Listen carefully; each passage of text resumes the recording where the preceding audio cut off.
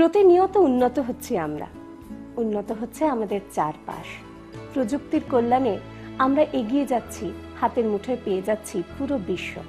এক লহমায় জানতে পেরে যাচ্ছি যে কোনো ঘটনা। ঘরে বসেই সেরে ফেলছি অনেক কাজ মোবাইল আর ইন্টারনেটের মাধ্যমে। অনেক নতুন নতুন কাজ আমরা জানতে পারছি, শিখতে পারছি। অনেক অভ্যেস যেগুলো আমাদের জীবনে চলে এসেছে, আবার তেমনি হারিয়ে যাচ্ছে অনেক কিছু পুরনো ঐতিহ্য। আজকে সেরকমই কিছু হারিয়ে যাওয়া ঘটনা নিয়ে আমি ঝুমুর আছি বাংলার কথা কইতে। উন্নয়নের সাথে সাথেই কোথাও বোধহয় বাদ পড়ে যাচ্ছে অনেক কিছু ঐতিহ্য যা ছিল পুরনো। এই সময় দাঁড়িয়ে এখন হয়তো মনে হয় এইগুলো না হলেও চলবে। এক সময় যা ছিল অপরিহার্য, আজ তা বাদের খাতায়। যখন কোথাও একটা কিছু গড়া চলে, একই সাথে অন্য কোথাও চলে ভাঙার খেলা। আর আজকে এই গড়া আর ভাঙার কথা নিয়ে বাংলার কথা কই। বাংলার কথা কইতে বীরভূমের কথা আগে অনেকবারই বলেছি আপনাদের। বীরভূমটা পুরোটাই ঘুরতে দারুণ লাগে, কিন্তু সব থেকে ভালো লাগে যাতে করে দেখতে এই বীরভূমকে, তা বোধহয় খেলনা গাড়ি। দূর থেকে হর্ন দিতে দিতে সে এসে যখন থামে আপনার সামনে, 3 কামরার ছোট্ট এই ট্রেনটা তারপর আপনাকে নিয়ে মাঠের বুক চিরে যখন ছুটে যায় অন্য প্রান্তে, সে দৃশ্য ভোলার নয়। তবে ঠিক কতদিন দেখতে পাবো আমরা এই দৃশ্য?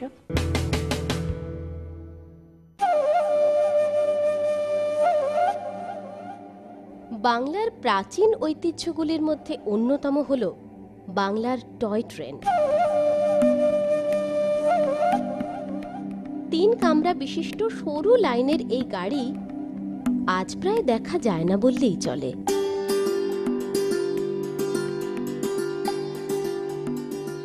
1917 সালের 29শে সেপ্টেম্বর লন্ডনের ম্যাকলিওড কোম্পানির সঙ্গে যৌথ উদ্যোগে এই ট্রেন চালু করে ব্রিটিশ সরকার।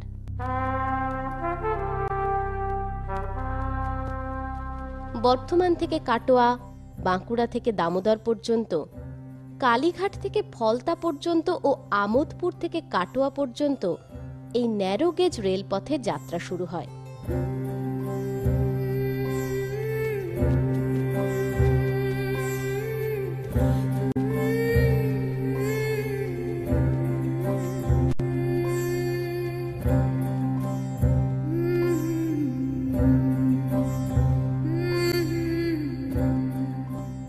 দুপাশে ফাঁকা মাঠের মাঝখান দিয়ে কয়লার ইঞ্জিন ধোঁয়া ছাড়তে ছাড়তে এগিয়ে যেত 3টি বগিকে সঙ্গে নিয়ে।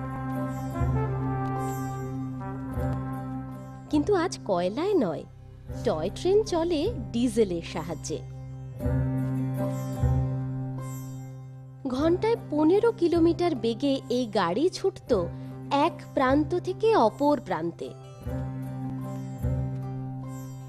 একসময় প্রায় 6 জোড়া ট্রেন এই লাইন দিয়ে চললেও বর্তমানে চলে মাত্র 1 জোড়া ট্রেন। তবে শুধু ট্রেনের সংখ্যাই নয়, আজ তার সঙ্গে কমেছে ট্রেনের গতিও। ফলে কাটোয়া থেকে আমোদপুর যেতে আগে যেখানে 4 ঘন্টা সময় লাগতো, এখন লাগে প্রায় 6 ঘন্টা।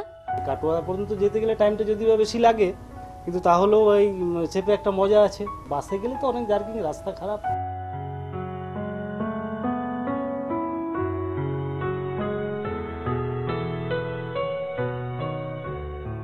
সরু লাইনের দীর্ঘ এই পথ অতিক্রম করতে আজ সময় হয়তো একটু বেশি লাগে, কিন্তু প্রাচীন ঐতিহ্যবাহী এই ট্রেনের সফর ততটাই আরামদায়ক হয়ে ওঠে।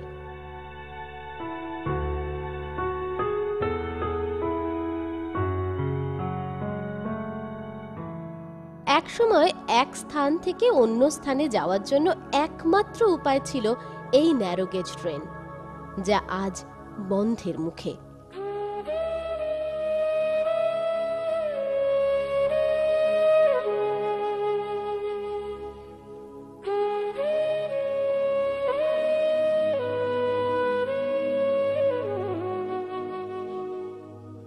বাঁকুড়া থেকে দামোদর পর্যন্ত এবং কালীঘাট থেকে ফলতা পর্যন্ত ট্রেন চলাচল অনেক আগে বন্ধ হয়ে গেছে। চলছিল শুধুমাত্র বর্ধমান থেকে কাটোয়া এবং আমোদপুর থেকে কাটোয়া পর্যন্ত।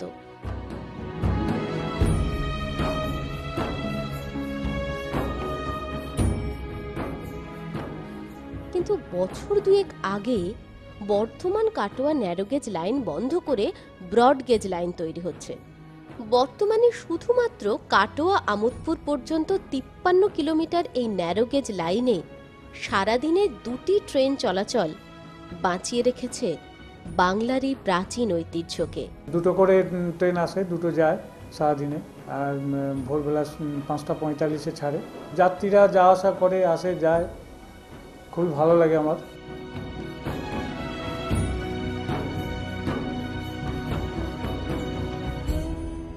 সময়ের সাথে পাল্লা দিয়ে আজ যেখানে ছুটে চলে দুরন্ত গতির এক্সপ্রেস ট্রেন, সেখানে ধীর গতির এই 3 কামরা ট্রেনে যাত্রী সমাগম হয় না বললেই চলে।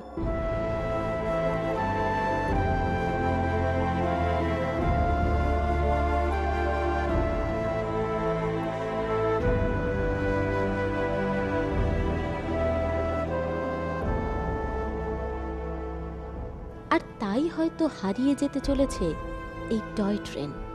এরপর হয়তো এলাকার উন্নয়ন ও পর্যটনের উন্নতির জন্য সমস্ত ন্যারোগেজ লাইনকে ব্রডগেজে রূপান্তরিত করা হবে। এই ন্যারোগেজ ট্রেনে আমোদপুর থেকে কাটোয়া অবধি বহুদিনই কর্মসূত্রে বিভিন্ন জায়গায় যাতায়াত করেছি, এবং এই ট্রেনে ছোটো থেকেই যে আমরা একটা মজা, প্রথমে কয়লার ইঞ্জিন ছিল, তারপর ডিজেল ইঞ্জিন হয়েছে, এই ট্রেনে চেপে আমরা খুবই আনন্দ পাই। ন্যারোগেজ থেকে ব্রডগেজ হলে ক্ষতি কিছুই নাই, তবে এই ট্রেনটা হয়তো যারা নতুন প্রজন্ম তারা হয়তো আমরা যেমন উপভোগ করেছিলাম তারা হয়তো সেই জিনিসটা আর উপভোগ করতে পারবে না। জানা যাচ্ছে লাভপুর স্টেশনকে নাকি মডেল স্টেশন করা হবে। এই লাভপুরেই জন্মগ্রহণ করেছিলেন কথা সাহিত্যিক তারাশঙ্কর বন্দ্যোপাধ্যায়।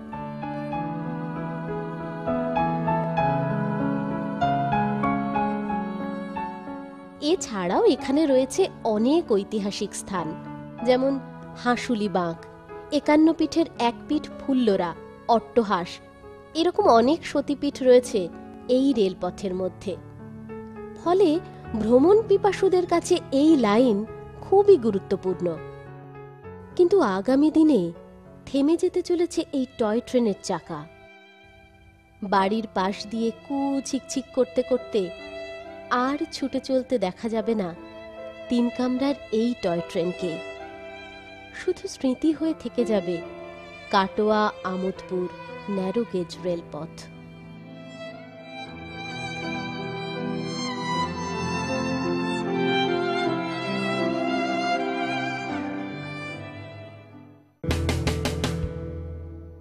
প্রাচীন ঐতিহ্যবাহী এই খেলনা গাড়িকে সত্যিই মিস করব আমরা আগামী দিনে। রয়েছে এরকম আরো অনেক ঘটনা। ফিরছি একটা বিরতির পর, সঙ্গে থাকুন।